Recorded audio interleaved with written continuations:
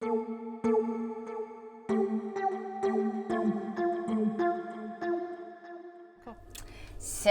here we are at Karlo Estates, and we are very lucky to be joined by Sherry and Saxe. Along with Steph and I, we're going to learn a little bit more about the Prince Edward County area and a little bit more about Karlo Estates specifically. We've got this amazing spread in front of us that we've got a photo that we took that we'll put up with all of the different wines that we're going to try tonight, and maybe we'll make it home. We've already been offered a ride for later, so we'll see how that goes. Luckily, we're not staying too far from here. That one's mine now, right? It is, because I just drank out of yours. And we're we're in this already. new little cool little wine is so lounge area. That it's fairly new, right? You gonna like the wine lounge? We've been expanding it. We opened it about a year last December, so about a year and a half now.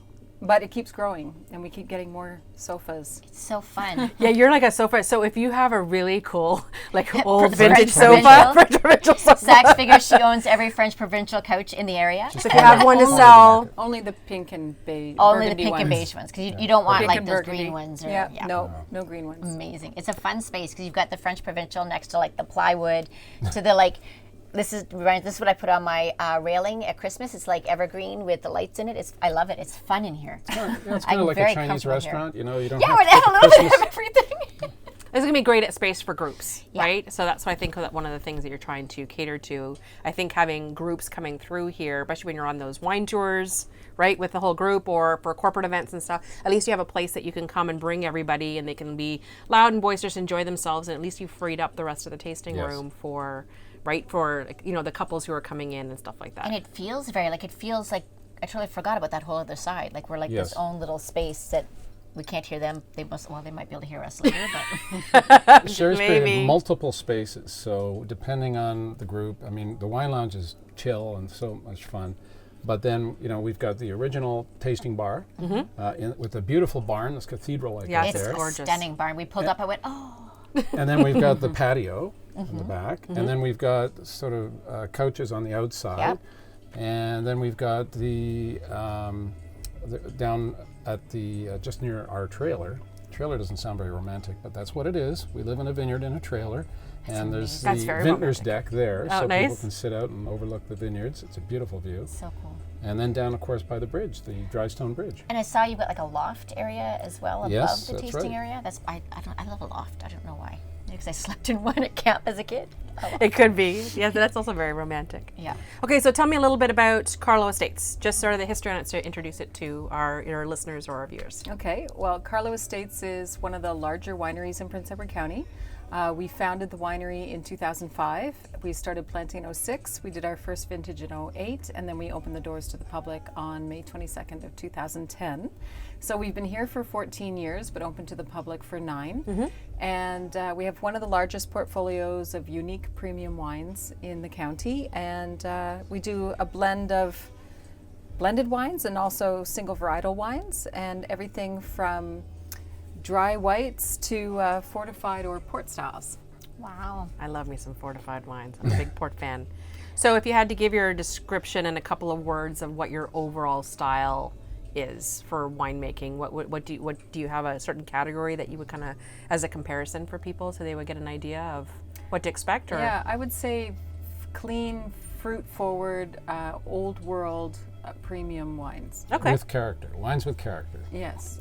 They're all like our children. They're all different.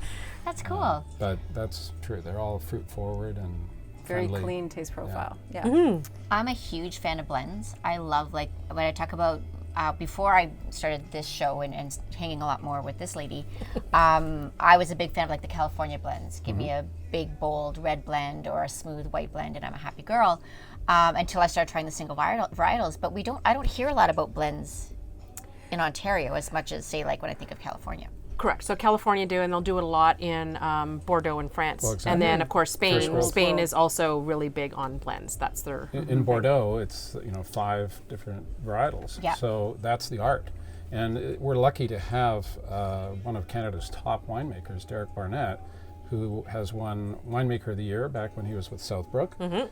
Then he was one of the partners in Lely, and quite well known in all the high-end restaurants. Yes. And then he was named Wine Person of the Year the year he joined us in 2015 Nice, that's by good the to hear. National Capital Sommeliers Guild. Wow. Pretty cool to have the rock star winemaker here. That's Very cool. But he had big boots to fill because Richard Karlo was really, the co-founder with Sherry. And Richard was one of 52 wine judges of Canada, and he was legendary. And we're still tasting some of his back vintages, and I keep shaking my head thinking, wow, this guy was brilliant. So we needed that kind of a rock star winemaker to follow in his path. Yes, if you want to keep things on the same trajectory of where this place wanted to eventually become, Yeah. or where it wanted to end up, you kind of needed to keep it on that Right. same That thing, level. with a little bolder and a little bit more adventurous and a little bit more risk taking, Yes. and especially because you have such a large portfolio, right? And Richard planted so many varietals that nobody else has planted here. We are the only winery in Prince Edward County that has Malbec. And we've got 13 barrels of it right now from the last vintage. That's a big seller. So, that's pretty cool. And at the time Richard planted the Malbec, everybody was shaking their heads going, why is he doing that in this climate? Well, guys, Malbec is a Bordeaux varietal. It's a cold climate varietal. I'm sure that, Richard was wondering why they all thought, but people associate Malbec with Chile, In Argentina, hot correct. climates. But here it's just so complex and big and spectacular.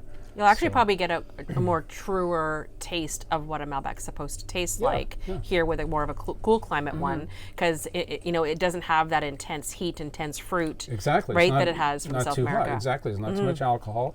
It's the Cahors style of, the Bordeaux style of Malbec. But anyway. That's one of the reasons I happen to like the Cab Francs up here in the cool climate before I like them down, because there's a lot of, down in the States, they're really starting to, some of even the California areas are really starting to push some of the Cab Francs. Yeah. I had a few of them when I was in Cab Francs, Syrah, some of those like bigger ones.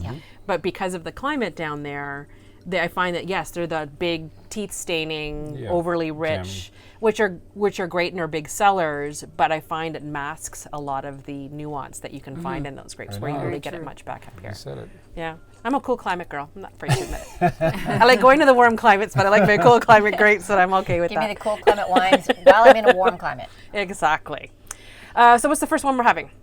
So this is our Three Witches. This Okay. is a white Bordeaux blend with a twist. So in Bordeaux, in the old world, they care more about the region, and over hundreds of years have determined exactly the right grapefruit vinifera to be in that region. And then they blend them to have them balanced, make the wine as balanced as possible. So this is Semillon, which is like an unoaked Chardonnay. It's very broad in the palate. Has nice big mouthfeel. It's also got Sauvignon Blanc, so it has a crisp citrus and green grass. And the twist is a dry Gewürztraminer. Oh, nice. It just adds a little tropical roundness in the mouth. So this wine is smooth enough for a cocktail party. It's crisp enough for a patio, and it's dry enough for a dinner party. So great house wine at $20 a bottle. That's awesome. I agree. This would be my the day is officially done wine. Yeah. Yes. Right? Yes. I always It like say- makes it official. I mean, it's a Friday night. We do all that in a bag of chips, and it is all that. And it We are having and chips. It is. I'm eating it with chips. When Sherry brought out the chips, I'm like, oh, she's like my spirit person. Because I do love to pair a white with a good potato chip. and You, a when good you're at my potato house, chips. you're always asking for chips. I've started bringing my chips when I come over now. I'm like, hey, we're coming over for white. I'm bringing my chips. I try to keep them out of my house so I'm not eating them on an ongoing basis. If I had them all the time and you guys were there, it's all I'd ever be having would be chips and wine. Well, and it's not a secret on our show that I'm a red wine drinker primarily. That's where my love is, and like most people, I started with the sweet, fruity, almost wine coolers, and then moved to the whites and into the reds. And once I moved into the reds, I haven't been able to go back. But that, like you mentioned about being like that Semillon being like a fuller bodied mouthfeel kind of, that is what catches me about this one, that even though I prefer red wine typically, that's a nice white that I would enjoy, like we say, on a hot afternoon like this, or into the evening before I switch to my red. Yeah, and it's not the fact.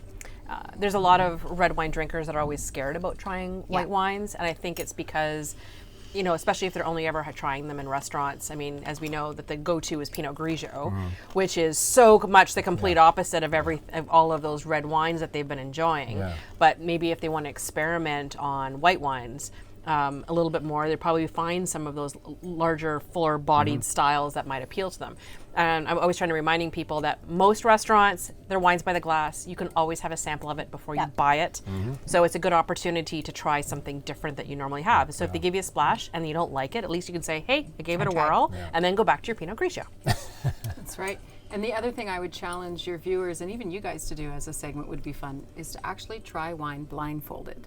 Yes. Because love 50% doing of the that. time you cannot tell if it's a white or red wine. Which sounds preposterous, but we've done it. Especially if many it's at the times. same temperature and everything else. That's right. Yeah, Oh, we have to do that. it's a fun one. Challenge accepted. It's fun. Yes. Oh, I know I'll fail stay it, but I want to tuned make next you summer. try it. You know, it'd be really fun is that we should be doing that. No, I was going to say do that camping. That would be a bad idea.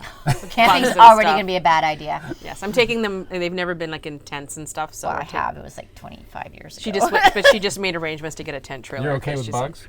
I'm not okay with bugs. okay. But I've Even been though I lived working in on this for Australia over a for 3 year years, to I'm get still those not girls okay out in the with bush. bugs. We're in a provincial park. I got them sites Bugs right and next door to the bears. big comfort station with showers. Oh, and wow. like they're Civilized. seriously not roughing it. Bugs and bears and sleeping on the my ground. Lord. So, no, I'm so It's- sorry. It's not really camping. It's not official camping, so you're fine. I'm a glamper. I'm going to go in my tent trailer and I'll be good. Anyways, we're just going to tape the whole experience and Sounds Edit fun. it down. I will show them that it's not as bad as they've been Yeah, we'll horrified. see. Oh, yeah, so you've got a What's next? little bucket. So, next we have our what we like to refer to as our Wine Geek White. This is a dry Gewürztraminer from 2017. Most Canadians are used to an off-dry Gewürz because that's most of what is exported from I'm Germany. getting the nose already. Yep. But this had such a beautiful nose of lychee fruit and honeysuckle. We didn't want to gild the lily by also making it sweet, so Yeah. this is done bone dry. And as a result, it takes what's usually just a social wine and makes it more into a dinner wine. So great with interesting. anything spicy. Yes. Thai food, Chinese, jerk, Cajun, barbecue, anything with a little bit of heat will pair well with this really aromatic tropical wine. Yeah, people are always scared of Gewürz, and again, I think it's because they've always had that German style, right? And so I've always tried people in the northern part of France. So when you're looking in the Alsace region, is probably one of the better ones. It might be German-sounding names and bottles, so watch the bottles carefully. But usually on the French side, they like it. They prefer it drier, right? Yeah, it's got a great nose, eh? Yeah. Because I'm the one that can't stand the sweet ones, and anytime someone brings out a Gewürz, you see a lot of Gewürz around like ice wines and stuff as well, and it's just too sweet for me. But that's nice. Yeah, it's got such a lovely nose to it. Thank you. Derek Barnett, when he talked about this wine, said he let the wine make itself. That's a very humble way of putting it. But He didn't have to do a he whole doesn't have to lot. intervene. Yeah. Wow. Yeah, Are those spicy peanuts? They are. I was just going to ask you if there's any issues at the table with No, peanuts. they're We have no unfortunately issues with we anything. eat everything. Yeah. So one of the funny things is I forgot to mention. I was telling her that one of the cool things here at Karlo Estates, when you come in for a tasting, they have all of these little snack things This that is you so get a fun. sample of, pairings. so you can actually teach yourself about the pairings and what style of foods and what flavors would actually go with the wines. So it's an easy way to say, oh, well, if this is what you normally love for dinner, some of your favorite foods, then this wine makes sense with that. Yeah. So it's a really cool concept. I've never seen any That's other winery doing it. Amazing. Because again, as you know, I'm more learned now than maybe the average, but as someone who's not quite as learned as like winemakers and people who are traveling the world specifically for wine, I'm always looking for how does this pair? What is better with this? And I've done a lot of playing on my own, but I'll never forget. It was a long time ago, probably about 10 years ago. I did an LCBO pairing class at a girls' weekend at Deerhurst, and they had it. So they had all the wines, and then they had another thing with all the different pairings to go with the wines. And I learned just so much in that. And by you guys providing this, where like something like this, people might go, oh, I'm not so sure. Then they have the spice and they taste it, and it's like a whole new world. Right. And one of the things that we've observed in a lot of our tastings that we've done is that a lot of times the people who are doing the tastings with us don't always know enough about how things pair and that kind of thing. So to have that experience when you go to a winery for tasting, I think is super important because it allows you to experience it that much more. And a lot of people are choosing wines based on they're having it for dinners or giving it as gifts or things like that. And a lot of times it is enjoyed with food. And some wines are just better with food. Yeah. Absolutely. All of our food wines are actually food wines, which means they're generally, being in a cool climate, they're higher in acid to cut the fats and the creams in food, but they're lower in alcohol. So the heat on your palate doesn't interfere with your enjoyment of your food. But that's why we have to force feed you here at Karlo Estates. It shows the wines off at their best. To be honest, I don't think more anyone butter. has ever had to force feed. Not a thing. Not us. We should. If Stacy was here, she'd be like squealing. She'd with be it. losing her mind right now. She just loves just eating and makes her happy. So to the point she can't hide it. It's actually really cute. Hopefully she'll watch this episode later. We miss you. Yeah. So unfortunately, Eat your heart out, Stacey. I mean, nothing. Awesome. Okay, I mean, we have a large lineup of wines here. So, so your whites and your reds, I'm assuming you said that they're all going to be very fruit forward, that kind of thing, especially you're having down to your fortifieds, of course, that's going to be even higher alcohol content. Are you finding that even the alcohol content with the sugar levels are pretty similar across? Is there some that are more extreme than others? Do you have a lower alcohol one as an option? We do have lower alcohol options. We are just about to release our Lake on the Mountain Riesling, and that is 10% alcohol. Oh, okay. It's usually around 10 to 11% alcohol. So we don't have that here right now, but it's coming. That's good because I'm noticing that some of them are starting to, like, people are making a little bit, some of the whites and things like that at sort of a lower alcohol content, or some lighter Pinot Noirs, and that they're really trying to sort of keep it down a little bit. And it's so funny. Everyone goes, "Oh, because I'm trying to drink less." No, you just want to drink more. Yeah. It's an excuse to drink more and feel less guilty about it. Exactly, or just feel less. Period. But it's a lot of people don't necessarily realize or even look at the bottles or reading the alcohol content. I know the only ones I know who do are diabetics. Because they've got to watch their sugar. Right? They got to watch the sugar counts, and usually by checking the alcohol content, that's when they can kind of decide, right? So it makes a good thing. Okay, so here's the round question. So this entire episode, we're basically asking to get a full idea. So for people who haven't been to Prince Edward County in this particular wine region, what would you say makes this place unique? Just for its wines, people, however. You mean the county in general? Correct. So just to describe it as compared to maybe why this place is special in comparison to other wine regions, or is it comparable to another wine region somewhere? Okay, so I'll let you do the comparable to answer. Okay. And I'll do the answer on as to why it's different. How about that? Okay. You were talking about, being down in California earlier. And I think the difference between, say, Niagara and Prince Edward County is similar to the difference between Napa and Sonoma. Okay. In that, in Napa, it's a little more, it feels a little bit more formal. It feels like Italy. More established. And you go across a mountain, and on the other side in Sonoma, people are driving around in pickup trucks, and they call themselves farmers. And it's a lot more approachable. It's a lot less snob. There's a lot of cowboy hats around. Yeah, exactly. So but not necessarily snob driven, but just more salt of the earth and just more laid back. Yeah. That sounds very unpretentious. Yeah, it's I would real. say the comparison in France would be Bordeaux versus Burgundy. So Bordeaux is very stately, chateaus. Yeah. Yes. Right? Yeah, versus little producers. Little producers, like a guy in Burgundy, doesn't matter how expensive his wines are, he's wearing jeans and a t-shirt when he comes to side, That's right? a great parallel. Yes. Yeah. So that gives you so yes, I like the idea that it's more approachable. So if you aren't, there's a lot of people who are nervous about coming to wine regions to come and tasting because they feel like, well, I don't know enough about wine, or I'm going to say the wrong thing, or I'm going to be stressed, or what if they make fun of me if I ask the wrong thing? Right. So having a wine region like this, where it's very small town driven, everybody knows everybody, I think it'd be a little bit more welcoming. Very low snob quote here. Well, I will that should be on a flag for the town or something. I think that's why I like this space so much. Because, you walk into, and don't get me wrong, I love a clean, crisp winery. You walk in and everything is modern and beautiful and all of that. Stainless steel. Yeah, it's stunning and beautiful. But I walked in here and I was ready to kick off my shoes and hop on a couch and just chill out. Awesome. And I'm hoping that's what your goal is, because that's what I want to do. We have a movie library of wine movies here. We're always encouraging people to You can seriously watch wine movies? We can each oh my we'll God, each you have take a Sideways, couch. and you have Sideways, and Bottle Shock. Shock. All the best. Yeah, we have all the great. amazing. I usually Walk in the clouds. Yeah. I usually play those in the background, like with the sound off, when I'm doing classes and stuff. So that's It's amazing. Yeah, and I think that's, and even when we were driving up here, we were joking about like areas of Sudbury that it reminded us of driving back here. We said like BC behind Chelmsford or behind Cape Real and kind of out in the bush. But it's really cool because you'll see like these big, beautiful, on the way I said there's like it was like a mansion, very modern looking place, and there was a place where the porch was falling off. And then the next place I said looked like the house from Flowers in the Attic on the front. Oh yes. I said now we're really dating ourselves. But for all you it's, kiddies out there. It does feel more approachable, and I'm not saying that because I've traveled wine areas as well too and done lots of tours and all that kind of thing, and it's not that they were bad, but it feels more down home. Yeah.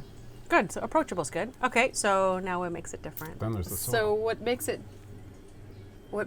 the reason we're all here, and for me it's not that one wine region is better than the other. I think the beauty of wine is that it's all different, and that it's the joy of variety.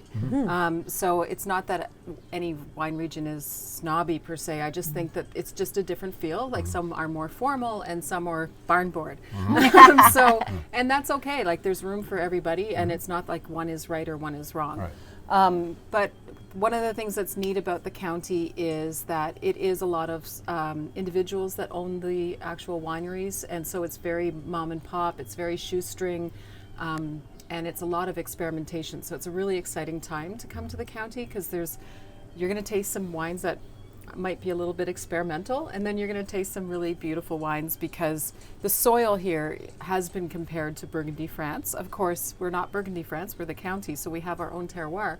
But the composition is similar in that it's clay loam and limestone soil. The difference is that ours is actually 4 times as old, from 400 million years ago. Oh. So part of the reason that everybody's here is the thinking that once our vines become fully mature at 25 years, and by the way, a lot of the wineries are around 20 years old now here in the county, that our wines should rival any in the world, because we have 4 times as much complexity. That's the theory. And it seems to be working, because we are already ourselves winning international recognition for our wines, and many of our cohorts here in the county are as well. Amazing. I think the other thing that's really cool about the county, it's kind of the land that time forgot, because the 401 goes over top of the island, and you can miss the county if you don't know about it. So it has been missed many times, and it's also gone through 4 different renaissance. So when the first Loyalists came to this region, they were bringing Loyalist soldiers, and they were building gorgeous Georgian homes and different architecture. And then, the economy changed and people moved away, but the houses stayed the same. And then there was, of course, the canning times in the county, where it was actually the fruit basket of Ontario, where we were doing a lot of canning, and then canning fell out of style. And then during the Prohibition, there was the rum running days of lots of distilleries and breweries making things to drink here, and then running them across Lake Ontario to the States, which actually created some inventions of some very fast boats. So the county is known for the super test boats that are very famous.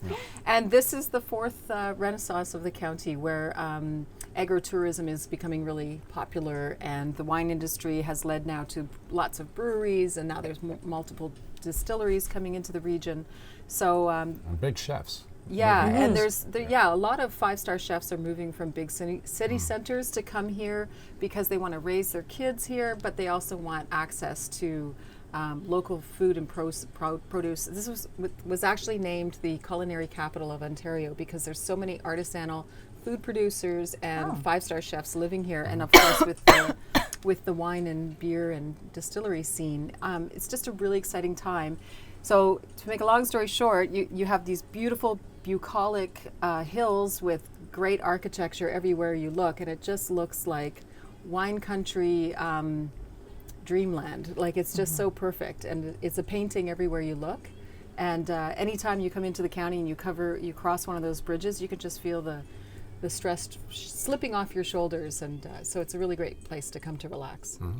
So I'm thinking that anytime someone's going across that 401 and you have some time to spare, you need to take that detour. You have to take that turn off and come in, because I think everyone's so used to zipping back and forth across that 401, especially if you're doing the Toronto-Ottawa run, right? Yeah. So it's just, it is like you can come and spend the afternoon here. And honestly, like I'm one of those people who I didn't even know Prince Edward County existed.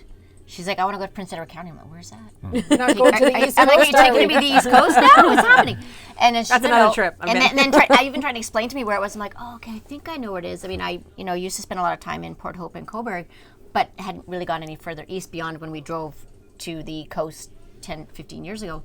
But I've now been here like 3 times in the last month, and it's like, to me, it's like one of those like best or kept secrets, and we need to like let people know that this is here, and it's amazing. And that's why we're here this weekend. Yeah. It's a wine and culinary capital, but you've also got Sandbanks, the beach, Yes. spectacular beach, provincial parks. For those of you who like camping, Yeah. Or just swimming. It's like a tropical beach, but the Yeah. trees are wrong. So you feel like you're in the Caribbean. Yes. But there's Oh, it's But there's like beautiful. pine trees all Poplar around. Oh yeah, anyways, it's stunning in that area. So especially if you like to be on the water, because you're right, because the water's not that. Can we go look Sail. at that on the way home, Mom? Yes. Yes. Definitely have to go to sandbags. Yes, we'll go. Sure. In, we can go and tape our closing at the beach. Yes. Okay. You're welcome. Good idea. Awesome. That's amazing. What a great story. Yeah. But that's the whole thing. I love that. I love the history behind Yeah. places like this to see how it evolves and I think again when people learn, remember I said it's stories. It's all Yeah, about the stories. It is. So Sherry Saxe mentioned that you started this winery with Richard. Yes. What made you decide to do this? Like, where did that come from? Did you always grow up wanting to be a winemaker? No. People always ask me, how did you get into winemaking? And I always like to say, lava life, which makes perfect sense. Wow, you're really dating That us. did date yourself a little Yes. bit. Yeah, so I fell in love with wine from the outside in. I used to be an art director in an ad agency in Toronto, and I had Altamira as a client. We also had Novotel hotels as clients, so they would do a lot of different events that had to do with wine. So I had it, in order to do the topography and the design for these communications, I had to learn about wine. And I fell in love with the labels first, like the Like a beautiful true designer. topography and the beautiful etchings, and then getting to know what everything meant.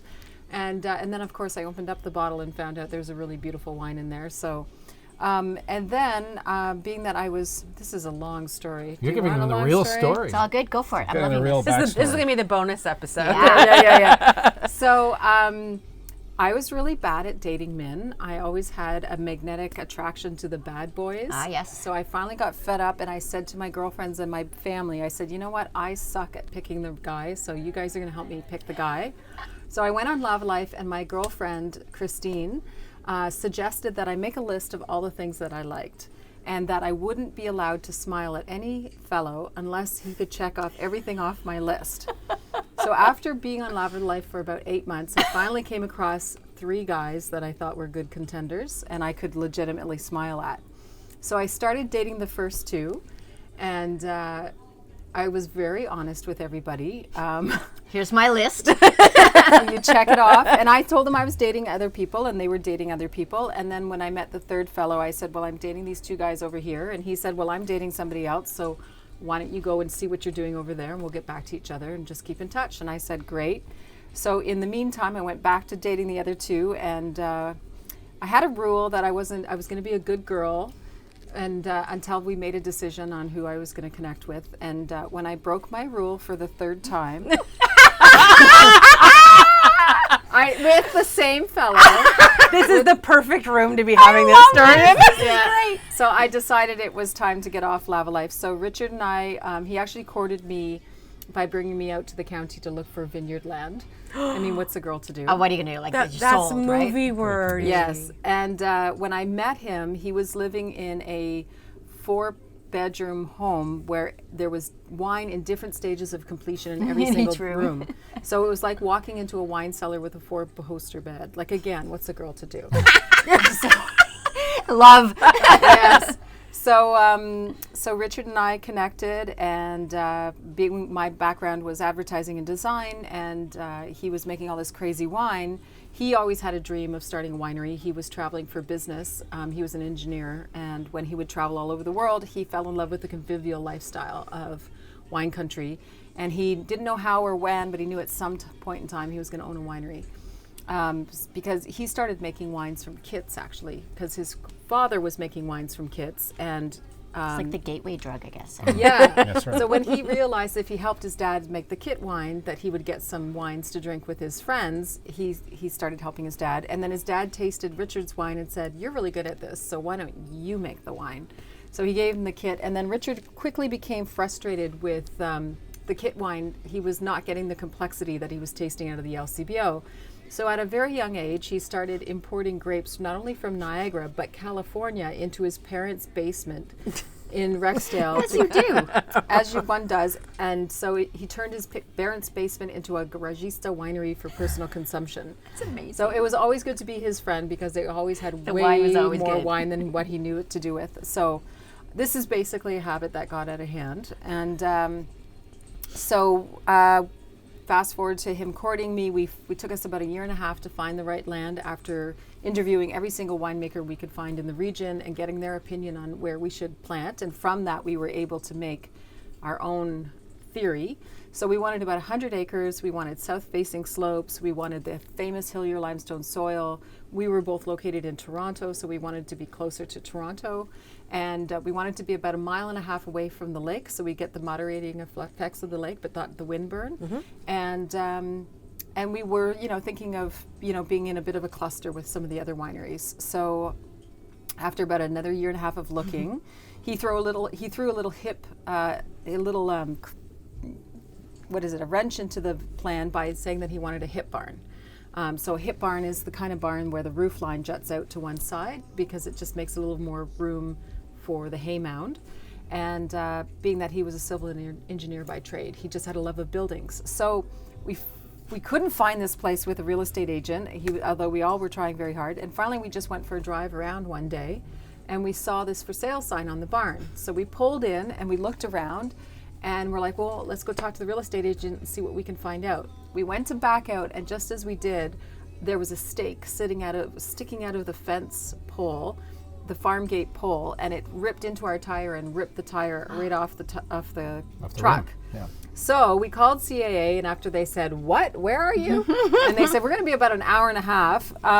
We got up the gumption to knock on the door, and we met the owner, and he gave us a little tour, and he showed us it was 100 acres. It was south-facing slopes. It was the Hillier limestone soil. It had the hip barn, and right across the street was another winery owner, Batista of Hubs Creek. So after doing the Italian two-cheek kiss, Yes. we knew it was meant to be. And then after 27 signbacks, we finally got the land. In fact, we lost it for a while, but somebody else's financing fell through. But Sorry about your luck, folks. It was just it was a roller coaster. We were upset, and then it came back on the market in the spring, and then we finally got it, and we got it in 2005, and then we started planting in 2006. Did our first vintage in 2008, and then opened the doors on May 22nd of 2010, and we hit the ground running because I realized that we had no budget for advertising because I was in advertising and I knew how expensive it is. So I started thinking, well, what can we do to get a grassroots campaign out there? And my daughter at the time was 16 and had just started getting to use Facebook. So I said, well, maybe if I try to find every person I know and friend them on Facebook if they're on Facebook, then if they tell two friends, and they tell two friends, and so on, then we can get the word out. So I went back to remembering everyone I could think of, and after everyone I could think of, I thought, who are all the guys I met on Lava Life? And I remembered a couple of those names. So I got all sorts of people, and I met, so fast forward again, we were winning awards and doing really, really well. We were #1 on TripAdvisor, and just one of the most recommended wineries in the county. So, and I think that was a big part of the wines were great. We had this really cool barn, and Richard was a super nice guy. So that's a good recipe. Sadly, Richard came back from a boys' weekend in January 2014, and he had a cough.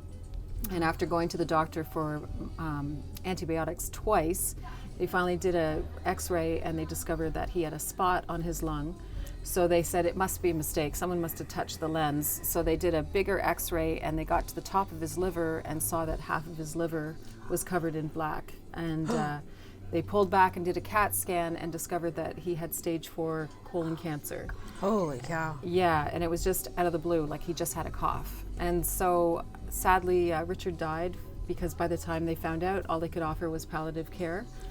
And he died in November of 2014. And but before he died, he had many wonderful, really well-respected wine writers telling him that he had made some of the most beautiful wines that they'd ever tasted. So he achieved his dream of building a winery and being a recognized winemaker. In fact, I had people in the industry tell me they heard of his death while they were in Italy traveling in wine country.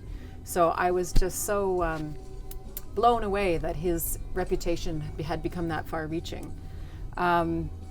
So it was. Okay, sorry. I'm such a much color. okay. Keep going. Ignore me. Yeah, no, it's okay. I do that too. Yeah. So after about a year, I was really lucky to be living off his good karma, because he was such a great guy that everyone in the community pitched in and helped me with the winery to make sure that I would be okay. And then about after a year of that, I finally was ready to do my first public appearance. So I announced on Facebook that I was going to be in Toronto. So I said, hey, Toronto, if you're down by the Berkeley Church, come on down to County in the City. I'm going to do my first public appearance. So lo and behold, the third fellow that I had met on Lava Life, who I had befriended on Facebook, saw my post and decided that because I was only a block and a half away, that he should come and meet me. I'm dying right now. It had been 15 years. 15 years of foreplay. No, it was all innocent and completely above board. It was. So We were like pen Saxe pals. was the third guy. This is the best story ever. And when I friended him on Facebook, he would be holding a beautiful woman on his arm, and I would write to him and say, hey, here's another one. Squeeze. And he would write back and say, still squeezing. And I'm like, good for you. And then, maybe 2 or 3 years later, he would write me, and he would be single, and he'd say, so how's life going? And I'd say, I got a rock on my hand. Things are looking up. And he'd say, okay. And so we just check in on each other every once in a while, because, I have 6,000 friends on Facebook. Well, that's all. 6,000 of my closest friends. Yeah, of course. So Saxe came to the tasting, and it was a really weird experience because I was already under a lot of pressure, being that it was my first public appearance, and I felt very watched because Richard was so well known. Yeah. So when I saw this big, tall, 6-foot everything coming, Freaking Bachelor number 3 shows up. yes, and he's coming through the crowd, and his head is sticking up above, and there's this white light, and it's like, oh, Angels singing and no pressure. So he came up to me, Little silver and fox coming through. I didn't know what to say, so I was just like, oh, I'm going to meet Saxe Brickenden, and there he was. So I just started pouring, glug, glug, glug, glug, glug, glug, and I didn't know what to flustered say. her. I was That's so totally cute. flustered. And then he left. He hardly said anything, and he left. So I was like, okay, I guess I met Saxe Brickenden, and he just wasn't that into me. And that was it. And okay, keep pouring, girl. There's lots of people to pour for. Buck up. And so I didn't worry about it. And then, I'll let you tell the rest. My experience was a little different. First of all, the first time I'd actually laid eyes on her was at that tasting. And she looked way better than any pictures I'd ever seen. Now, that never happened. And secondly, I lost all my verbal skills. I was like a 16-year-old at the high school dance. I thought I couldn't string a sentence together. So I think that's why her experience was that I was a little more restrained. Her tastings were, supposed to be about Like that. It was practically overflowing in the glass. Oh, and come on. It was. I said, very generous pour. Yeah, Thank but it you. wasn't overflowing. Come on, anyway, I do have my smarts. I couldn't believe it. I thought, what is wrong with you? You're usually incredibly confident about yourselves. With women, you're good. What is going on with you? You can't speak. So I went outside and had a little talk with myself, and then I walked over to my favorite chocolatier, which happens to be Soma, people from Sudbury. Oh. They're from Sudbury. And anyway, so I went in there and I bought 8 dark chocolate fleur de sel caramels and a little assortment, and then went back and I thought, well, if I can't speak, I can just give her this little thing and we'll talk later because she's so Can't busy. even deal with this story.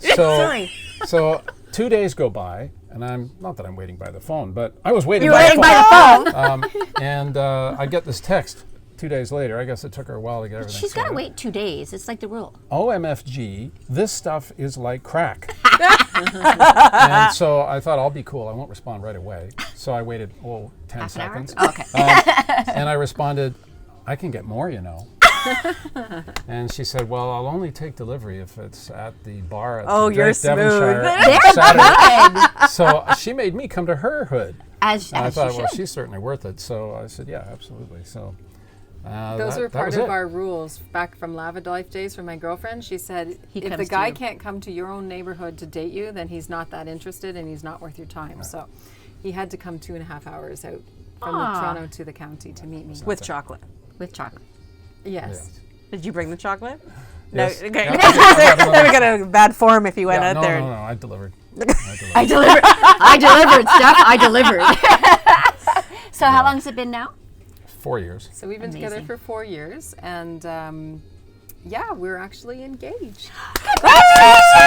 Oh my God. Okay, if there's any, we know a few scriptwriters. That was like pure That was movie like- I can't gold. even- Now, there's a reason why she's still got the wedding ring from Richard there. I suspected. And I thought they worked well together. And It's beautiful. When we get married, I'm putting another wedding ring Yeah. on her. And as far as I'm concerned, she's got a big enough heart that there's room for both our wedding rings on there. So I don't want her to have to give up Richard's. That's very classy. Yeah. Okay, so the funny thing is that I'm actually a wedding planner. So No this way. whole story is like pure. It's not even crack. It's beyond that. Whatever's more like addictive than that is It's the heroine of the wedding stories. heroine of wedding stories. That was seriously. I Oh my can't gosh. Okay, well, let's Okay, have how do we some get more back to wine. this? Okay, Let's go yeah, to the that's wine. Because that was really beautiful, guys. Thank you so much for sharing sharing She that. gave me that the was amazing. backstory. That Beautiful. she Quite doesn't the story. normally do that. It was amazing. Now it'll be on YouTube. No big Now deal. you got me all emotional. amazing. Oh dear. Oh, that's a mix. That's It's a not French me. rinse. See, that's what he always gets me flustered when I'm trying to pour. I love what they So- say. I love that they fluster each other. It's the cutest thing ever. We've been together 20 years. Mark doesn't know what flustered is anymore. Okay, so what are we drinking? Oh, I can't So even this tell. is what we call our Ontario Chard. It's actually from Niagara Peninsula, and this has got a really beautiful nose of. I get a lot of white lilies and honey, a little not honeysuckle, Honey, but peaches and peach. pomegranate, and because it's gone through malolactic fermentation, it also has a nice buttery quality to yeah. it. So Smooth, baby. But not over oaked. Oh, I love the peach in that. Yeah, isn't that great? This would be, it's one of those things. My husband's a huge Chardonnay fan. So yes, we're back for I4C in Niagara. Oh, yeah. And it's one of the funny things because he's so addicted to Chardonnay and he's never been to I4C. I is made him hilarious. because usually it always happens to be on the same weekend he's out of town. So I made him rearrange his schedule this summer so that he can. I'm dragging him down. What weekend is it? July 20th or something this year. That whatever it's that a weekend. Wedding, that's Yeah. why. That's right. I knew there was something. I thought it was nationals, but no, it's. It's usually, it used to be the 14th, 15th, and this year, just the way the calendar falls, it's the week after. But this is, this would be like an everyday, this is not like the butternut. This isn't quite butternut, but it's close. No, but he loves that big mouth, buttery, right. Yeah. buttery shards are just his happy Mallow, place, yeah, yes. malolactic, So I have to bring this one for It's him. nice. And that was something before we started taping that Saxe, you had mentioned that with all the 100 acres and whatever else and the different varietals you guys are growing, you also bring in Niagara grapes as well. that's right. To blend as well, which I think is kind of cool. When it's the right thing, or when the best fruit you can get is there, especially in the blends, why should we be limited? I mean, most of our wines are county, but why be limited? Well, I think it has to do with what the end result is supposed to be, Right, exactly. right? Yeah, and this way allows for, this is the style of wine that I'm looking for, right? Like, I'm going to use a girl term explanation analogy right now. So if you're making a perfect outfit, you're not going to buy all your stuff necessarily from the same store. Just because, you know what I mean? Does it make no? The best ones come from a little bit from over here, a little bit from over there. But that's and what we I'm put it all getting at together. is that Yeah. you coordinate things based on same thing like with The good final art is like product. that. Yeah, it's based on what that final product Well, is and supposed there to are be. some fruit we can't ripen here in the county. We don't have quite enough. For example, the Cab Sauvignon requires a few weeks more than we've got. So, of course, we're lucky enough to have Derek Barnett. He's got access to the best fruit in the Yep. in In Niagara. Niagara. So, And we actually just did not that long ago. There was an episode a few weeks back on virtual winemakers and Yep. virtual wineries, and that whole idea that there's winemakers who are now kind of moving to what they have an idea of what styles of wine or what they want to do, and now they just go and make that in the areas that they need to. Some of them are setting up shop in behind other wineries, temporary basis or not. So they're actually having their hand in a lot of different places because they want that flexibility Right. to be able to create what they want. yeah. We also have other Niagara roots here. Our assistant winemaker, Spencer Myers, was top of his class, Niagara College, and so we've got access to some really great fruit when we need it. Yeah. I love Niagara amazing. College. You did a thing there, didn't Yeah, you? I did a whole tour on that. Again, that's a previous episode. We'll Like, put the wait, link we in did the an show. episode on that, didn't we? We did. Well, I wasn't in that one. You were in there. I was down there. Yeah, I did a whole behind the scenes tour and stuff of all the whole area and stuff that was really. I mean, the stuff that the students, the faculty, just what they're doing there in general, and how everything connects with each other, and how that they're constantly learning and changing and growing. Like they're doing some amazing stuff down there. They didn't have that years ago back in the day. Well, to be able speaking sorry, speaking of county fruit, not that I'm super keen or anything, but let's go to the next Chardonnay. Let's go. So this was like the Niagara one. Yeah. Now the next one is like the county Chardonnay. Yes. Yes. I think we're gonna have That's to move the spittoon quick this way, or else we're never gonna get through anything. That's a good point. Otherwise, Saxe will definitely be driving us home. Well, Saxe. Or the- this or is- the- At this point, Saxe won't be able to drive home either. That's right. And I love too when you said like that, talking about the contrast when we think about, I'm going to pick on a couple just big names because they're like big famous people like Mike Weir and Wayne Gretzky, say for example.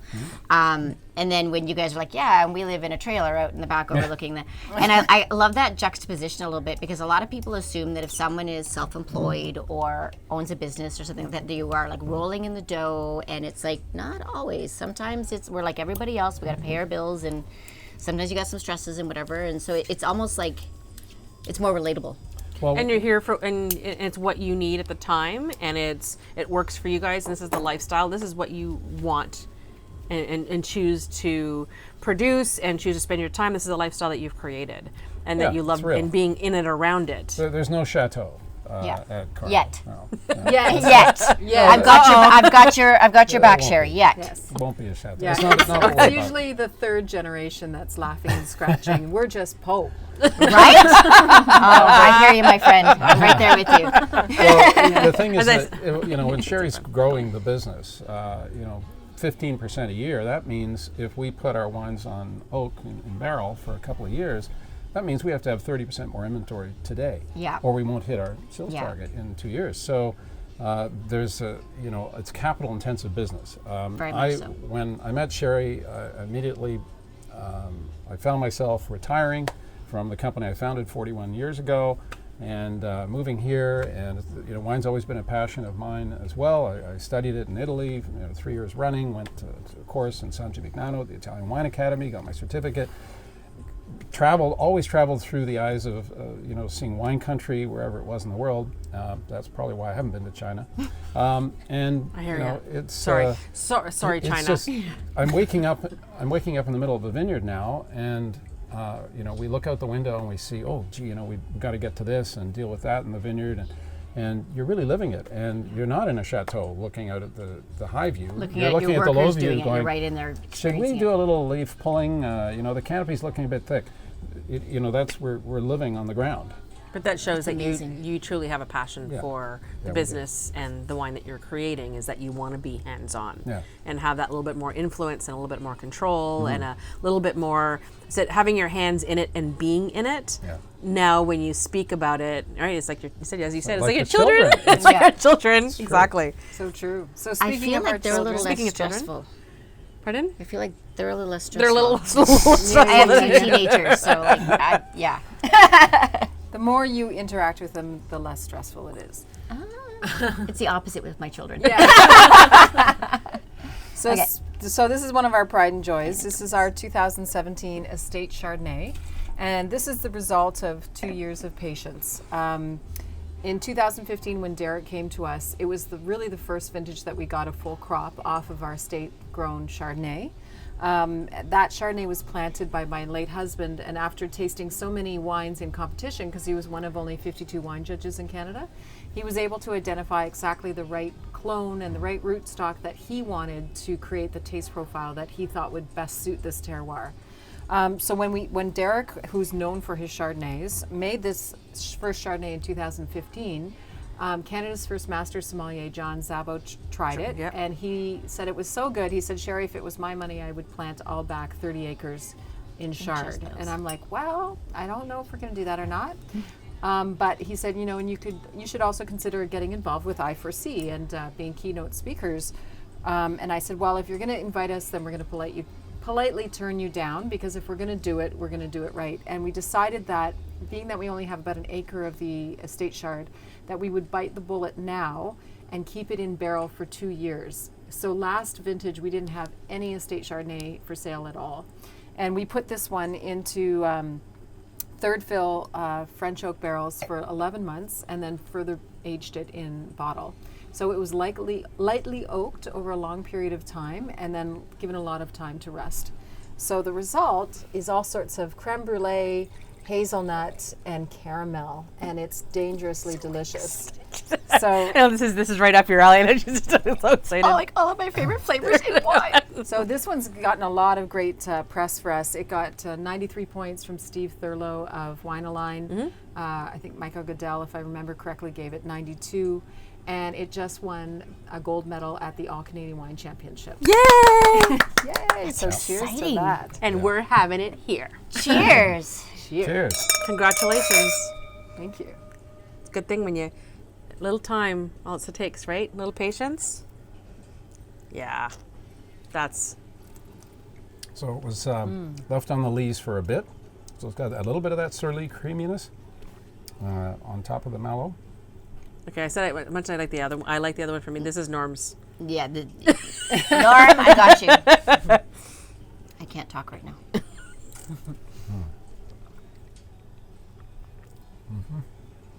Yeah, this is kind of our go-to right now. You know, people say which is your favorite wine, and it seems to change with the season and what's been released, and you know, it's always about who you're with and who you're talking to That and finish. what you're eating. Isn't that something?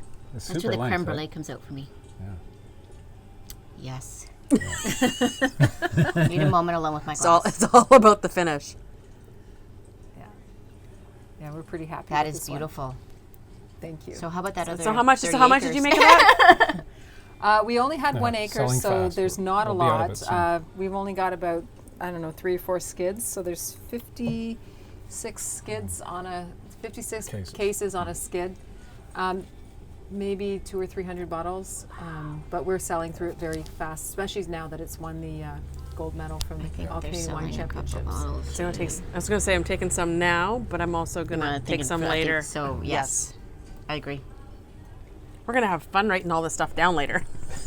You can tell we get excited about these things, right? This is why we do this. We joke with them. People are like, oh, you do a podcast, you do a web show. That's so cool. I'm like, what? We're not making any money. We're not getting rich on it, but man, we're having a blast.